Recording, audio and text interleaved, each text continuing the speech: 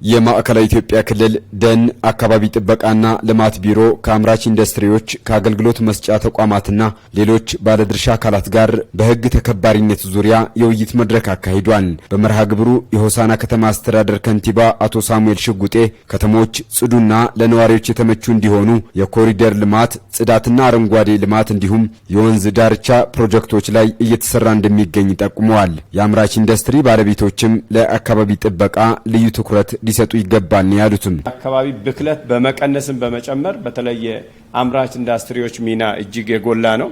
የቆሻሻ አወጋገድ ስርዓት ዘመናዊ በማድረግ አምራች ኢንዱስትሪዎች አካባቢ ከብክለት ነፃ በማድረግ ከተሞች ወይም አካባቢዎች በሙሉ ለነዋሪዎች ጽዱና ውብ ሆኖ እንዲኖር የማድረግ ሚና ልንወጣ ይገባል። የክልሉ ደን አካባቢ ጥበቃና ልማት ቢሮ ኃላፊ አቶ አብርሃም መጫ በበኩላቸው ከኢንዱስትሪ ልማት የሚወጡ አካባቢን የሚበክሉ ቆሻሻዎችና በካይ ጋዞችን ተገቢው ቁጥጥር ካልተደረገባቸው ከፍተኛ ተጽዕኖ ያሳድራሉ ብለዋል። የአካባቢ ብክለት በሰው ልጅ ጤና ላይ፣ በሰው ልጅ መኖርና አለመኖር ላይ፣ በብዝሃ ሕይወት ላይ፣ በኢኮሲስተም ላይ አጠቃላይ በስነ ምህዳሩ ላይ ያለውን ፋይዳ አሉታዊ ተጽዕኖ በደንብ መገንዘብ መቻል አለብን። ብክለትን ለመከላከል ከወንዞች ጀምሮ ከከተማ ኮሪደር ልማት ጀምሮ የተለያዩ ስራዎችን ነው እየሰራ ያለው። ይህን ስራ በሁለት አይነት መንገድ ከዳር ለማድረስ እኛም ቁርጠኝነት ወስደን እየሰራ ነው የምንገኘው። አንደኛው ጠንካራ ይህን ስራ የሚሰራ ተቋም መገንባት ነው። ሁለተኛ ባህልና ኢንቴግሬሽን መፍጠር ነው። ይሄን ታክል ልናደርግ የምንችለው ይሄን ልናስቆም የምንችለው ከተራ ከሰፈር የቤታችን ውስጥ ካለው ቆሻሻ አያያዝ፣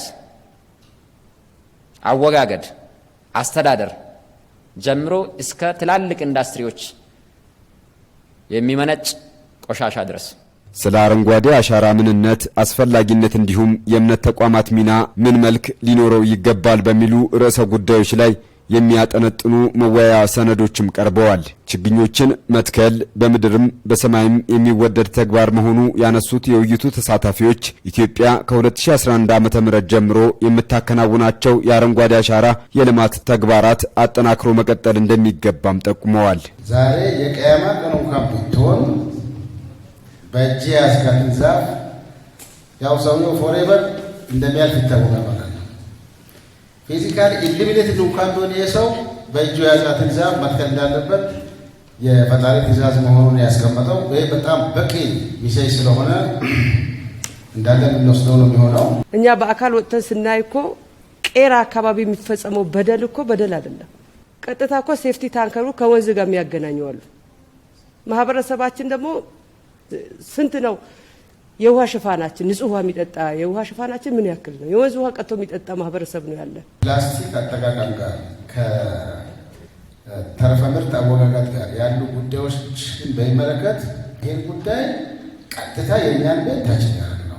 ኢንዱስትሪ የሚነካ ነው፣ ኢንቨስተሩን የሚነካ ነው። በአንዱ በሌላ መልኩ ይሄ በጣም ትልቅ ኢሹ ስለሆነ ምን እንዲሆን የሚል ሀሳብ ወስደን ስንወያይ ነበር። በየደረጃ ያሉ የእኛን ባለሙያዎችን ዘንድ ቀጥሎ ኢንዱስትሪያሊስቶችንና ባለሀብቶችን የማሰልጠን የማስገንዘብ ችግር ውስጥ ከመግባታቸው ግን ከእናንተ ጋር ተቀናጅተን የማምጣት ትልቅ ስራ ወደኛ እየመጣ እንደው ተረድቻለሁ። በዚህ መድረክ ክልሉ ከሰጠውም ትኩረት አንጻር ብዙ ተስፋዎች ያሉበት ነው። ብዙ ኢንዱስትሪዎችን ልናገኝ የምንችልበት ይህን ክልል በሚቀጥሉት በመካከለኛ ዓመታት ላይ የኢንዱስትሪ ሴንተር አድርጎ ካለን ለማዕከል ገበያ ለፖርት ካለን ቅርበትም አንጻር እዚህ ላይ አተኩረን መስራት የምንችልባቸው እድሎች በጣም ሰፊ ስለሚሆኑ ከወዲሁ በተገቢው ግንዛቤ ኖሯቸው የአካባቢውን በጠበቀ መንገድ ደህንነትን በጠበቀ መንገድ